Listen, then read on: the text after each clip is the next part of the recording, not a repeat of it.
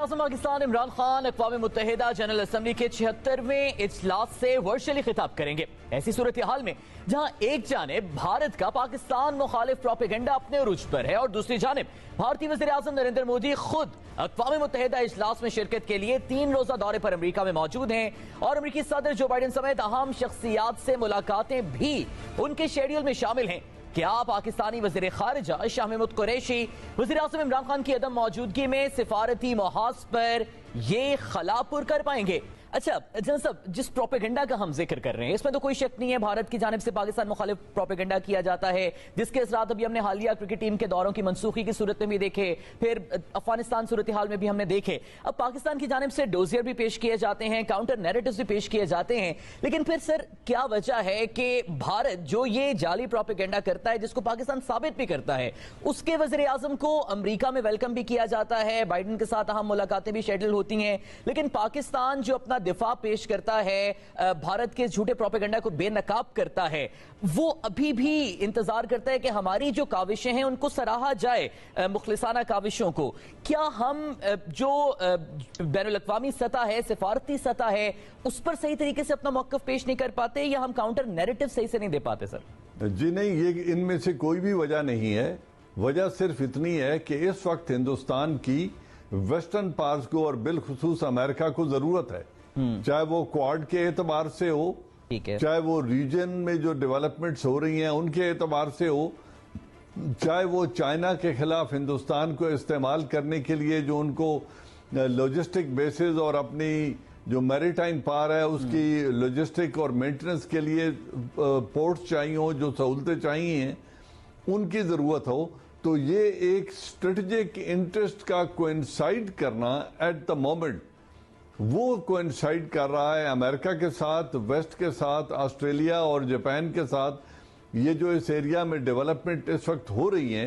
इस तमाम में हिंदुस्तान की सिग्निफिकेंस अब जो इस वक्त है, उस वजह से हिंदुस्तान की तमाम तर जो ज्यादती हैं जो कश्मीर में कर रहे हैं, जो वो पाकिस्तान के अंदर दरअंदाजी कर रहा है, जो पाकिस्तान के अंदर दहशत गर्दी कर रहा है, जो कुलभूषण यादव नेटवर्क जो कुछ कर रहा था, या जो कुछ वो पिछले 20 बरस से अफगानिस्तान की सरजमीन से करते रहे हैं, उन तमाम चीज़ों के ऊपर कोई इस वक्त अमेरिका या वेस्ट कोई एक्शन लेना नहीं चाहता, क्योंकि उनके मफाद इस वक्त आपस में कोइंसाइड कर रहे हैं।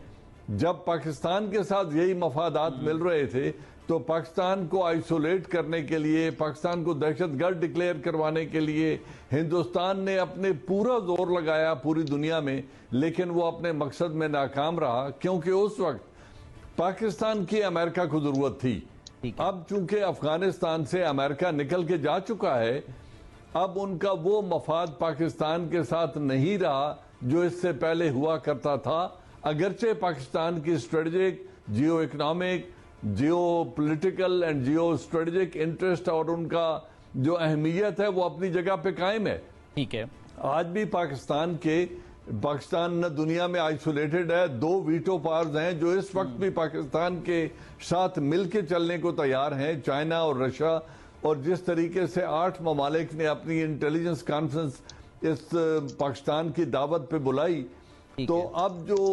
जियो स्ट्रेटेजिक इक्वेशंस हैं वो तब्दील हो रही हैं और उनमें एक तरफ एक वाज़े टिल्ट नजर आ रहा है हिंदुस्तान की तरफ, और जो हमारे रीजन में वाज़े टिल्ट नजर आ रहा है पाकिस्तान की तरफ। अब इसको देखते हुए आगे किस तरीके से चलना है,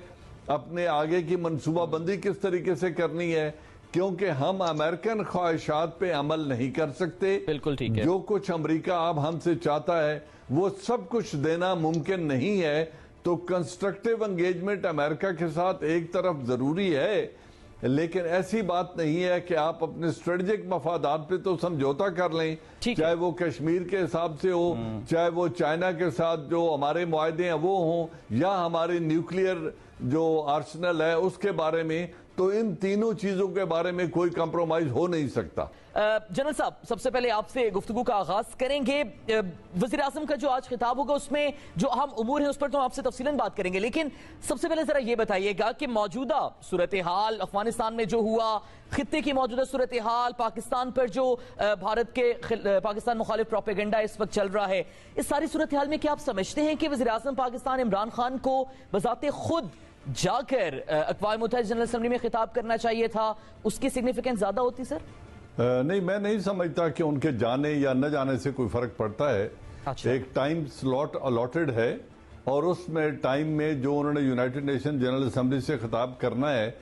وہ پوری دنیا سن رہی ہوگی اور وہ بات کر رہے ہوں گے۔ جب پچھلی دفعہ وہ وہاں گئے تھے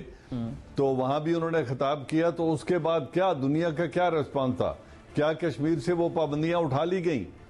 دنیا میں ریال پولیٹک ہے اور وہ دنیا اپنے مقاصد کو دیکھتے ہوئے، اپنے اسٹریٹجک انٹرسٹ کو دیکھتے ہوئے، اپنے مفاد کو دیکھتے ہوئے موو کرتی ہے۔ اس سے بڑی بہت بڑی دھواں دار اور زوردار تقاریر یونائٹڈ نیشن کے پلیٹ فارم پر پہلے بہت سارے ہمارے پولیٹیکل لیڈرشپ کر چکی ہے، لیکن 74 ایئرز میں کیا تبدیلی ہمیں نظر آئی ہے؟ تو مقصد یہ ہے کہ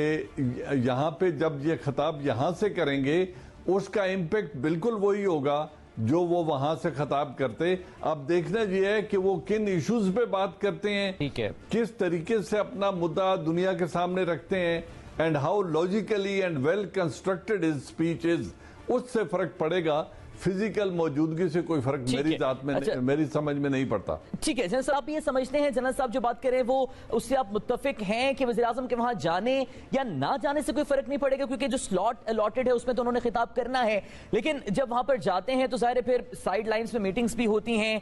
کیا وزیراعظم کا جانا نہ جانا ایک برابر ہے سر؟ دیکھیے، جہاں تک تو اقوام متحدہ کا سوال ہے تو وہاں تو وہ اپنی، جیسے ابھی جنرل صاحب نے کہا، اپنے مقررہ سلاٹ پر وہ تقریر کریں گے اور پاکستان کا موقف جو ہے مختلف عالمی امور کے اوپر وہ دنیا کو بتائیں گے۔ وہ تو میرے خیال سے اتنا فرق نہیں پڑتا۔ لیڈرز جو ہیں وہ آپس میں ملتے ہیں، اور